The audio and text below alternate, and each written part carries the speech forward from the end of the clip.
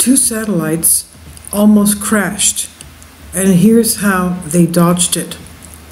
This is February 14 article on Wired.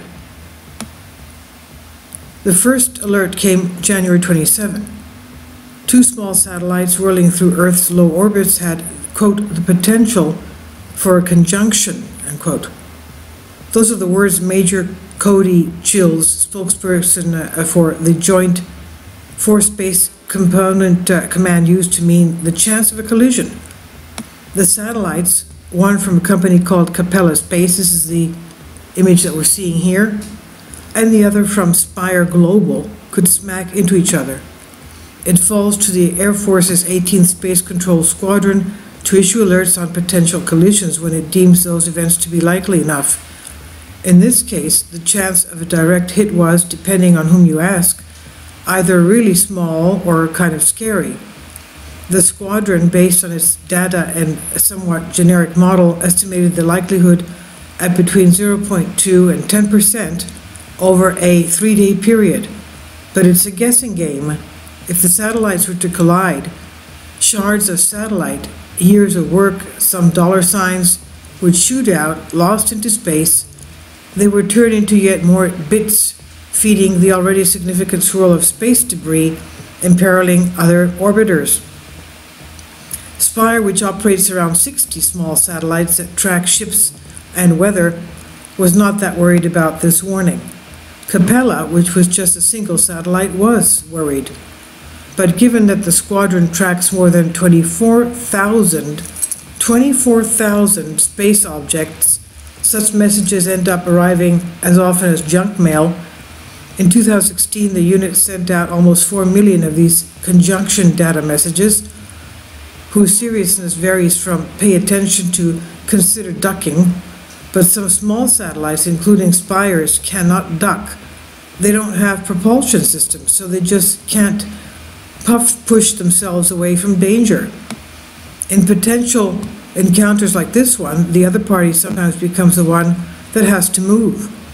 But if neither satellite can shove itself off course, the situation gets, of course, more complicated. CAPELLA only recently sent its first satellite, named Denali, after the national park, into orbit aboard a rocket called the Small Sat Express, which in December launched more than 60 others at the same time. Founded in 2016, CAPELLA has an origin story that itself goes back to a crash. Founder Payam Banazadeh, like everyone else in 2014, was perplexed by the disappearance of Malaysian Flight 370, the plane that vanished on its way to China. Quote, we asked ourselves, why is it that we can't find this massive 777 plane on this planet, this one planet we call home, end quote. This is what Banazadeh claimed. He's a former engineer at NASA's Jet Propulsion Laboratory. Quote, it must be that we're not monitoring our planet enough, end quote. That's one part of the answer. Satellites that see visible light, his reasoning goes, cannot peer through clouds or the darkness of night. Much of the world, much of the time, is lost to them. Instead of passively collecting light, CAPELLA sends radio waves towards the ground. They bounce back, altered by whatever they encounter, and the small satellite picks them up, making a space-based radar system. Quote, we're sending energy and signals from our own satellite as opposed to waiting for the light to come to us, end quote. Banazadeh says, quote, it's as if we're carrying our own flashlight, end quote. With such a system, you can watch ships, keep tabs on crops, identify flooding, even do some government surveillance. You could maybe help find a missing jet. In any case, Denali was just a demonstration satellite. It was not part of the fully functioning fleet of dozens that will launch in the coming years. But it was their first, and therefore their treasured test bed. So when CAPELLA got the conjunction alert from the 18th Control Squadron, the mood in its California Mission Control Room was tense. As time ticked by, the company says the probability of collision was going up. They didn't want to think about the relative velocity.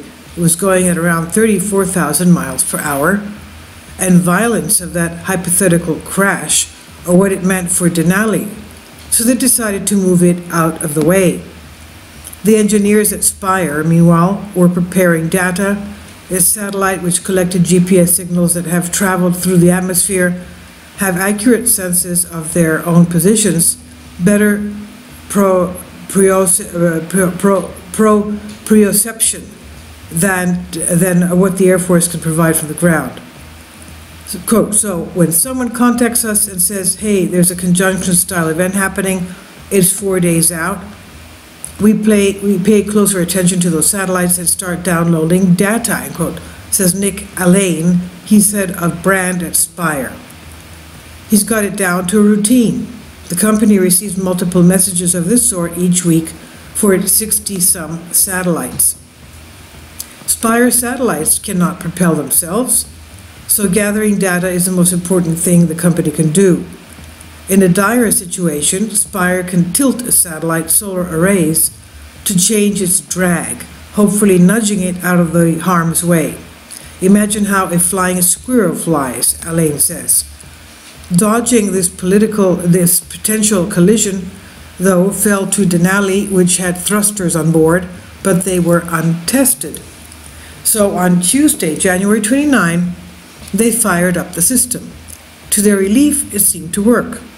So they put it to use, firing 4 times, aiming to raise Denali's orbit roughly 50 meters with each push.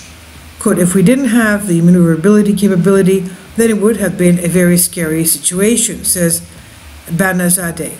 They didn't know for sure that that was a good enough idea. On January 29, the team watched to see if a collision would happen.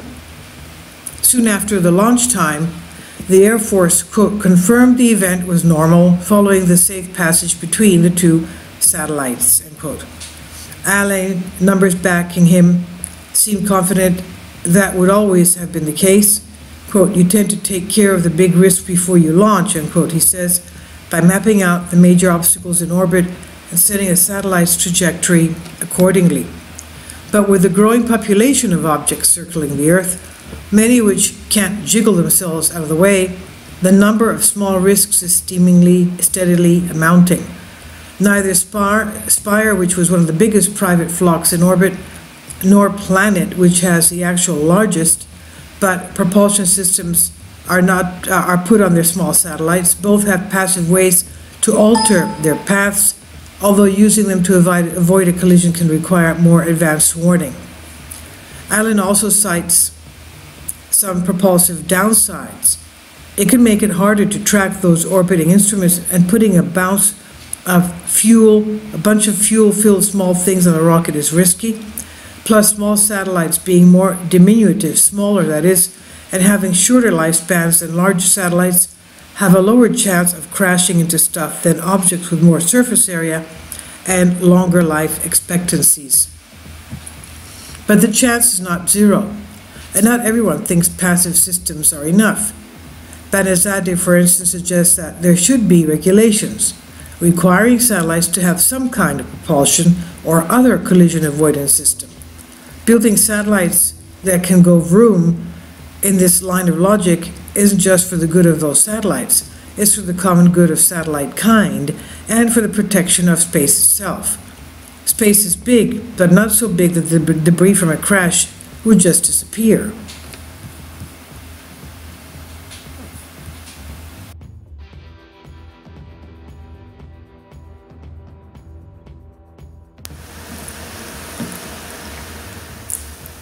If you'd like to join me on my Patreon account, you will hear content not covered by mainstream media. These riveting stories will be based on my research, and I will state my opinions and give my personal insight on diverse and controversial subjects and world events not covered by mainstream media, and not supported by YouTube guidelines. So whatever I have on my Patreon, most of those will not be on my YouTube channel. Please consider becoming a member today. More of the most significant and important videos will be on my Patreon channel. Your support helps me to continue my research and keeps this YouTube channel alive. and we depend on your support, your generous charity, because we help economically challenged families here in Athens, Greece, in Kapota, and we also help the young generation with university tuition and the community around our church. Thank you.